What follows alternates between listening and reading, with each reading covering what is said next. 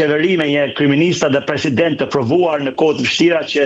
edhe në vite si 1997 duke parë edhe presionin e fortë asaj kohe nuk e dha ndërheqjen dhe një kryeminist që absolutisht nuk ofronte një Shqipëri madhështore, një lider opozite që nuk ofronte një Shqipëri madhështore, atëherë qytetarët shqiptar në farë mënyre bën zgjedhjen e tyre duke vendosur më shumë status quo dhe stabilitetin se sa një figurë të provuar dhe tashmë të konsumuar për 34 vite. Është e keqardhje e madhe që opozita shqiptare dhe Partia Demokratike dhe gjithë opozita në tërësi u morën më shumë me luftën e brendshme dhe vetën e tyre dhe lideri i Partisë Demokratike, ish kryeministri dhe presidenti nuk u ngrit asnjëherë në latësinë e duhur duke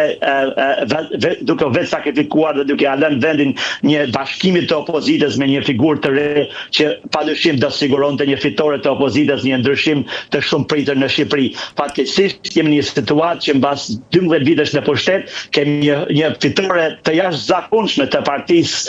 Socialiste dhe qeverisë së Zotit Rama dhe kjo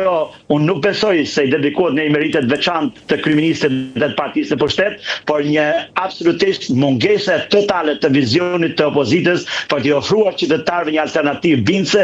një frym për ndryshim ku qytetarët dinin masivisht dhe të votonin kundër kësaj qeverie. Absolutisht është për të keqardhur dhe unë si pjesëtar i koalicionit Euroatlantik, si një kandidat për deputet në qarkun e Shkodrës, ju kam kërkuar ndjesë publike qytetarëve që nuk mundem të largonin zotin Rama nga pushteti dhe nuk mundem që t'i ofronin shqiptarëve një alternativë bindse për të na votuar neve.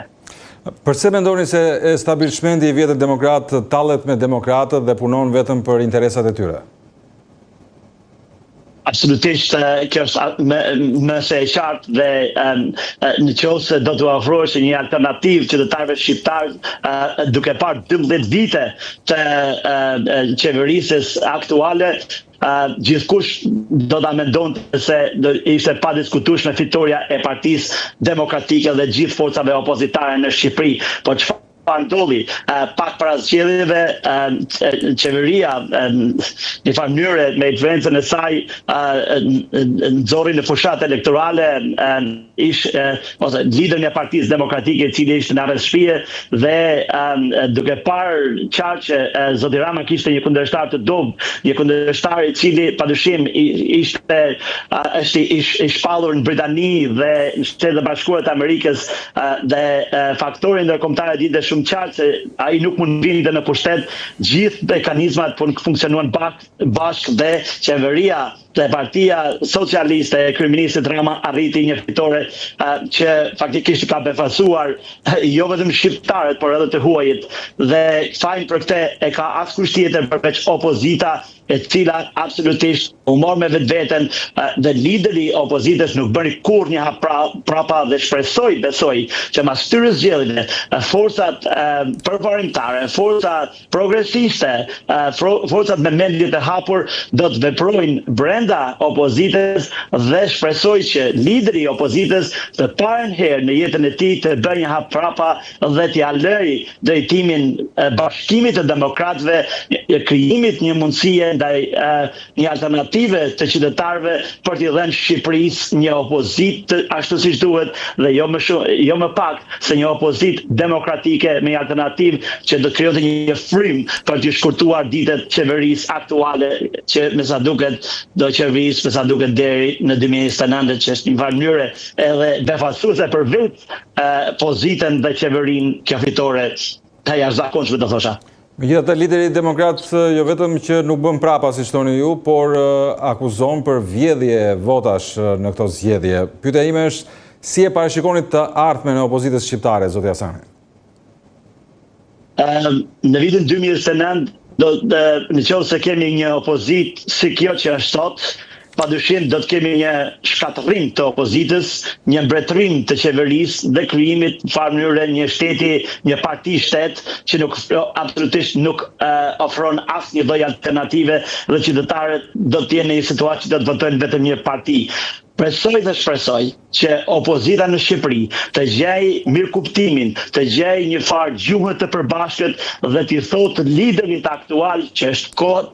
enough is enough, time is up.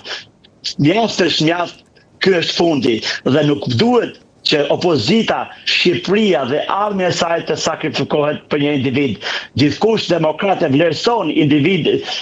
kontributin e liderit të opozitës në vite